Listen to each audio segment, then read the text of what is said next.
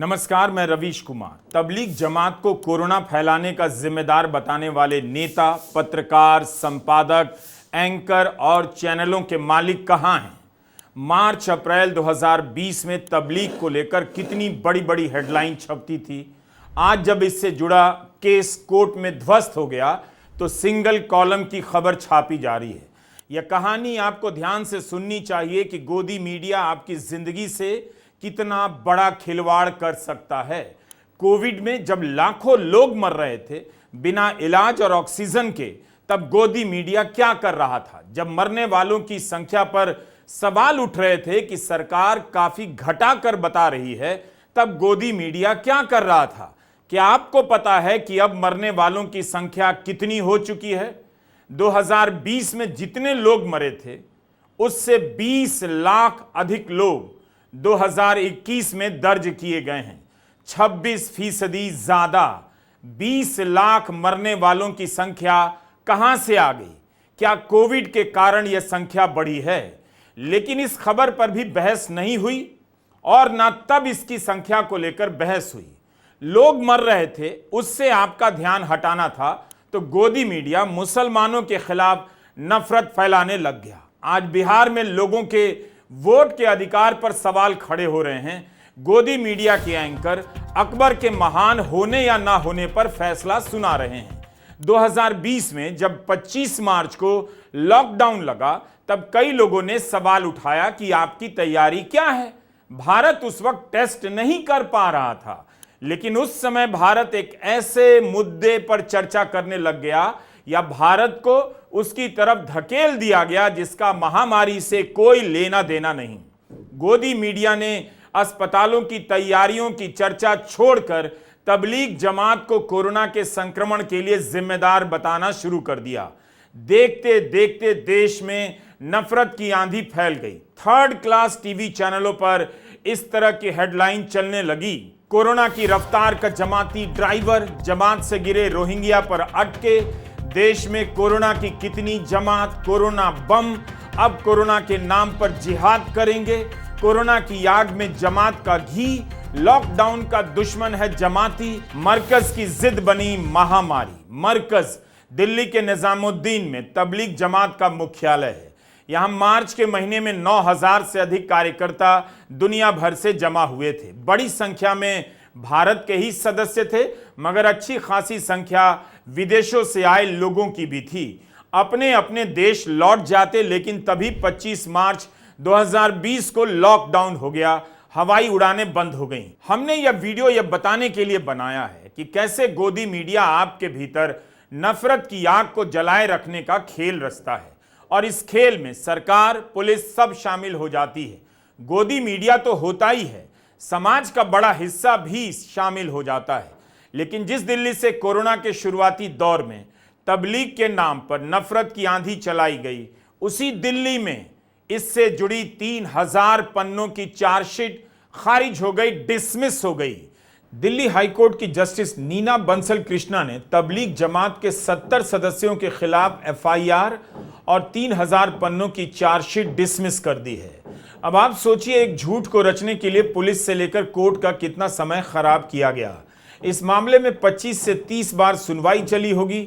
मार्च अप्रैल के महीने में दिल्ली पुलिस ने तबलीग जमात से जुड़े 900 से अधिक लोगों को पकड़कर क्वारंटीन में डाल दिया था। 14 दिनों के बाद जमात के भारतीय सदस्यों को जाने दिया गया, लेकिन विदेशी नागरिकों को रोक लिया गया। इसी बात को लेकर जब आशिमा मंडला ने याचिका दायर की और सवाल उठाया कि आप किसी को भी 14 दिनों से ज्यादा क्वारंटीन में कैसे रख सकते हैं, इन्हें रिहा किया जाना चाहिए, उसी वक्त रातों रात दिल्ली पुलिस ने 955 लोगों के खिलाफ 48 चार्जशीट दायर कर दी थी। तब हमें पता चला कि ये लोग इनके अगेंस्ट ओवरनाइट ही चार्जशीट हो गई। तो उस टाइम पर दिल्ली पुलिस ने 48 चार्जशीट्स ओवरनाइट फाइल कर दी 955 फॉरेन नेशनल्स के अगेंस्ट। सो वो चार्जशीट्स को लेके जब हम साकेत कोर्ट में ये मैटर लगा बिफोर द लर्नेड सीएमएम, सो उसके अंदर 2 ऑप्शन दिए गए दैट या तो आप ट्रायल फेस करें या आप कुछ फाइन दे के आप अपने गिल्टी प्लीड कीजिए और आप अपना वापस अपनी कंट्री आप जा सकते हैं। तो उस टाइम पर जो लोग उनको महफूज लगा कि वो यहाँ रहकर ये ट्रायल कंटेस्ट कर सकते हैं, तो वो 44 लोग वापस रहे और बाकी 908 लोगों ने सिर्फ फ़ाइन देकर, और वो फ़ाइन था क्या तो 5,000 पर पर्सन से लेकर 10,000 पर पर्सन तक गया। तो उसमें लाखों रुपए दिल्ली गवर्नमेंट को फ़ाइन की तरह दिए गए, इसी के लिए ताकि वो लोग अपने घर जा सकें, क्योंकि ये फॉरेन नेशनल्स उस समय अपने घरों में भी उनकी प्रॉब्लम्स थी, क्योंकि ये लॉकडाउन ने तो वर्ल्ड वाइड सबको अफेक्ट किया था। तो कई लोगों का ये मानना था कि वो यहाँ रहकर ट्रायल और फेस नहीं कर पाएंगे, क्योंकि उसमें कितने महीने या कितने साल लगे उसका कोई अंदाज़ा नहीं था। जो वो ट्रायल जिन 44 लोगों ने करा, उनको तो प्योर एक्विटल मिला। ये माना गया कि उनके अगेंस्ट जो भी चार्जेस थे वो बिल्कुल बेबुनियाद थे। दिल्ली गवर्नमेंट ने उसको आज तक कभी चैलेंज नहीं करा। अखबारों में कितना कम छपा है जैसे कोई मामूली बात हो, लेकिन आशिमा की बातों से कितनी डिटेल निकल कर आ रही है। कोर्ट के आदेश के बाद जब तबलीग के सदस्य अपने देश जाने के लिए एयरपोर्ट पहुंचे, तब उन्हें पता चला कि उनके नाम से कोविड से जुड़े एक दूसरे मामले में लुकआउट नोटिस जारी हुआ है। जिस आरोप में रिहा किए गए हैं, उसी प्रकार के आरोप में उनके सामने नई एफआईआर पेश कर दी गई।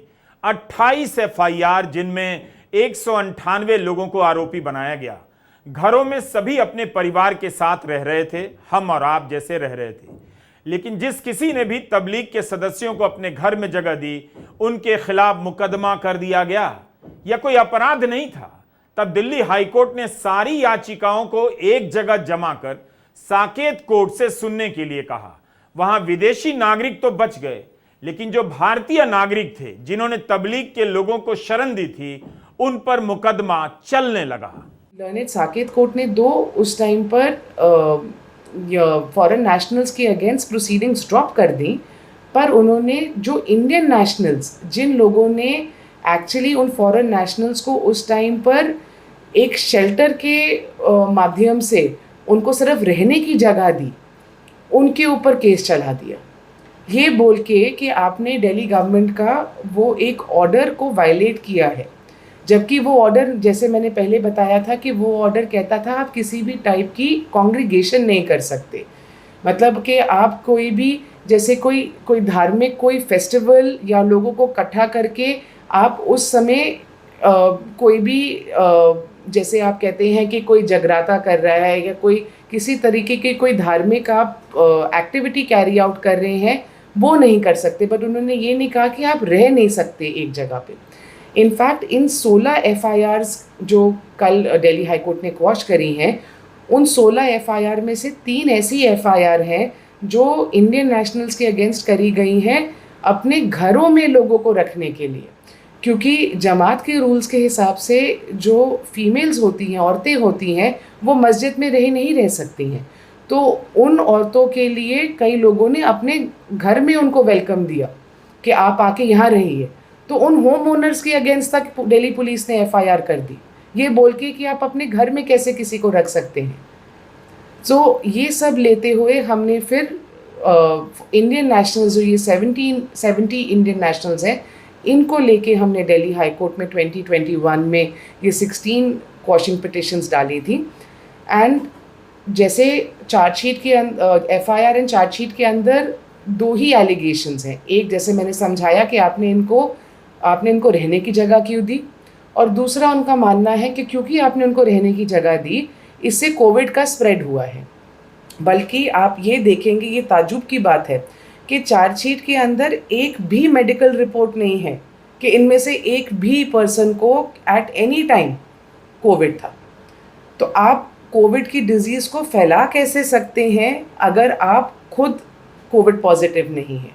ऐसे तो हम लोग भी अपने घरों में लॉकडाउन के अंदर अपनी पूरी फैमिली के साथ रह रहे थे। तो अगर एक घर के अंदर 4-5 लोग रह रहे हैं, तो आप ये थोड़ी कह सकते हैं कि कोई उसमें ऑर्डर वायलेट हुआ है। सो ये चीज़ें हमने दिखाते हुए दिल्ली हाई कोर्ट में ये क्वॉशिंग पिटिशन डाली थी। इस मामले में दिल्ली हाई कोर्ट में राहत मिल गई है। दिल्ली पुलिस की सारी चार्जशीट रद्द हो गई। इतना बड़ा फैसला, और अखबारों में साधारण तरीके से खबरें छपती हैं, एक एक बात नहीं बताई जाती जिससे इन खबरों की गंभीरता का पता चले। चुपचाप छपती हैं, किसी की नजर ना पड़े। इसी तरह कोविड के समय ही सुशांत सिंह राजपूत के केस में रिया चक्रवर्ती के खिलाफ झूठ फैलाया। मीडिया ने हफ्तों झूठे आरोप लगाकर कवरेज किया, बाद में सब कुछ झूठ निकला। अब तबलीग जमात के समय का सारा प्रोपेगेंडा एक्सपोज हो गया है। समाज में भयंकर तनाव फैला था। लॉकडाउन के कारण प्रशासन को दिक्कतें इसलिए नहीं आई, लेकिन लोग जहर के असर में खतरनाक होने लग गए थे। जगह जगह से खबरें आने लगीं, तबलीग के नाम पर गरीब मुसलमानों को पकड़कर मारा जाने लगा, मुसलमानों को सोसाइटी में सब्जी बेचने से रोका गया, उन्हें अपनी पहचान उजागर करने पर मजबूर किया गया, आधार नंबर मांगे गए, ठेले गिरा दिए गए, दुकानदारों के बहिष्कार के व्हाट्सएप मैसेज वायरल होने लगे, ऐलान होने लगा किससे फल लेना है, किससे बाल कटाना है, किससे नहीं। थूकने और संक्रमण के फर्जी वीडियो वायरल किए गए। ऑल्ट न्यूज ने ऐसे कई 100 फर्जी वीडियो का फैक्ट चेक किया। मीडिया स्कैनर नाम की एक और संस्था है, उसने भी तबलीग के कवरेज के दौरान 1 महीने में 69 वीडियो का पर्दाफाश किया, जिनके जरिए झूठ फैलाया जा रहा था। मीडिया स्कैनर ने तब बताया था कि इन वीडियो से जो माहौल बना, उससे मुसलमानों के खिलाफ हमले की 28 घटनाएं हो गईं। यूनिवर्सिटी ऑफ मिशिगन में एसोसिएट प्रोफेसर जोयोजीत पॉल हैं।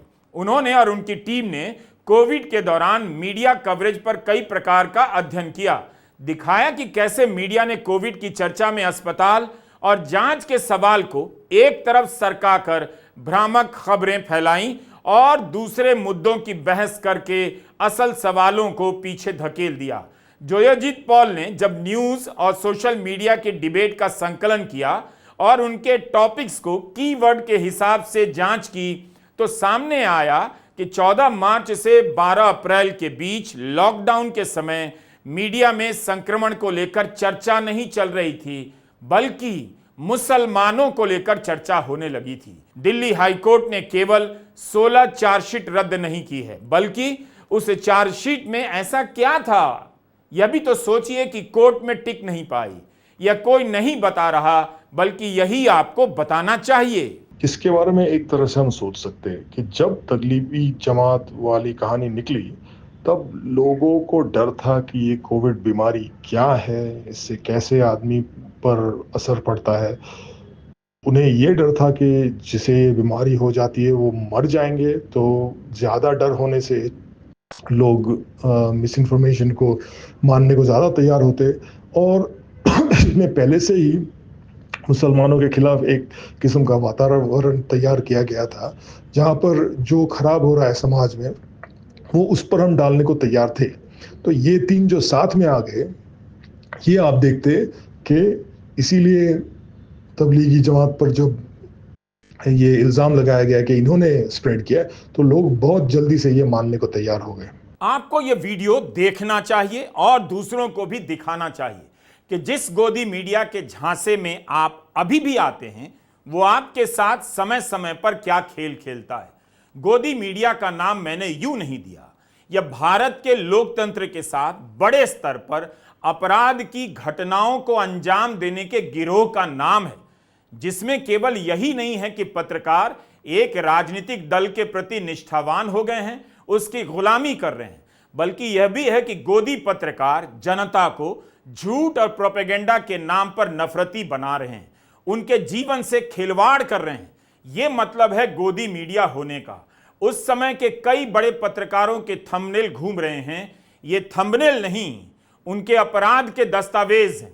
आप भूल गए होंगे हिंदू बिजनेस लाइन अखबार में छपे इस आर्टिकल को।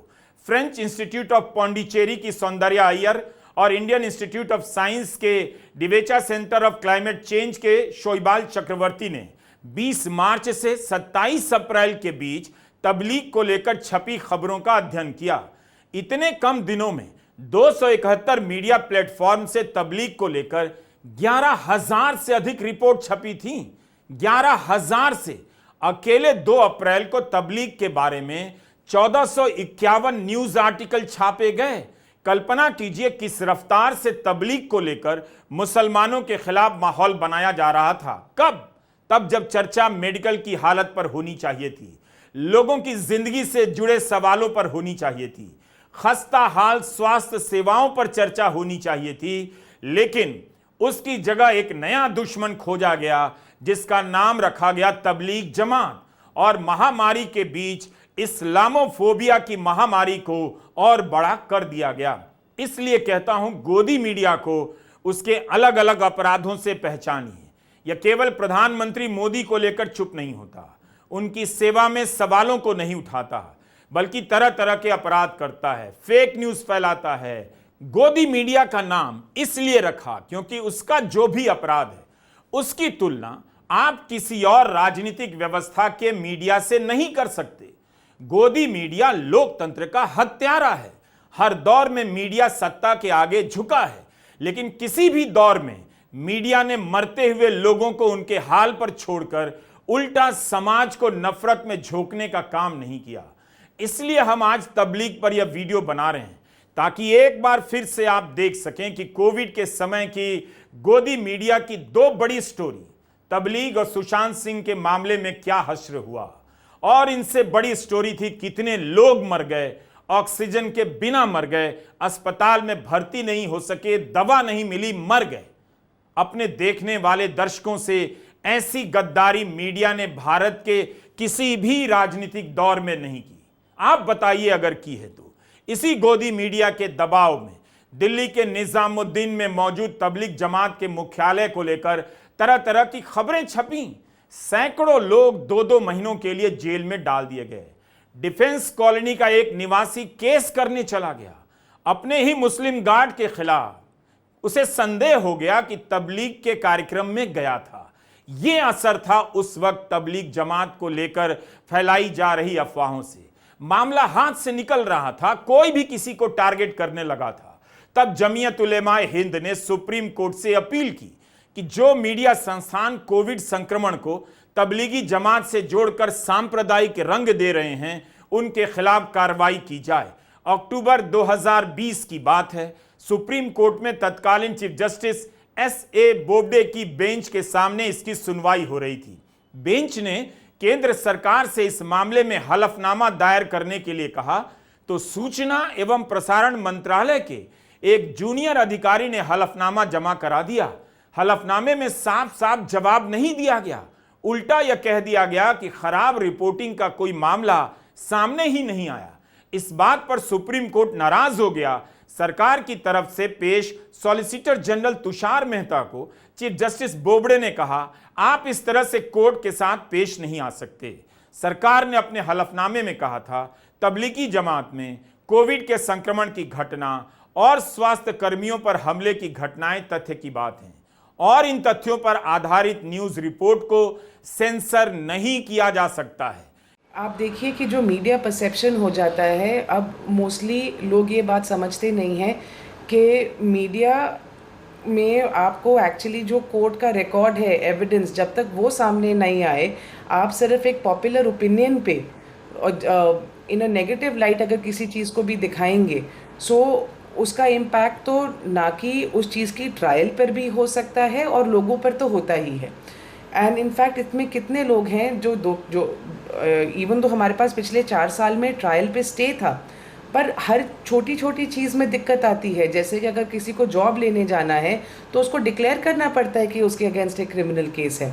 कितने ऐसे लोग थे जिनका पिछले 4 साल में उनका पासपोर्ट रिन्यू नहीं हो पा रहा है क्योंकि उनके अगेंस्ट एक क्रिमिनल केस पेंडिंग है।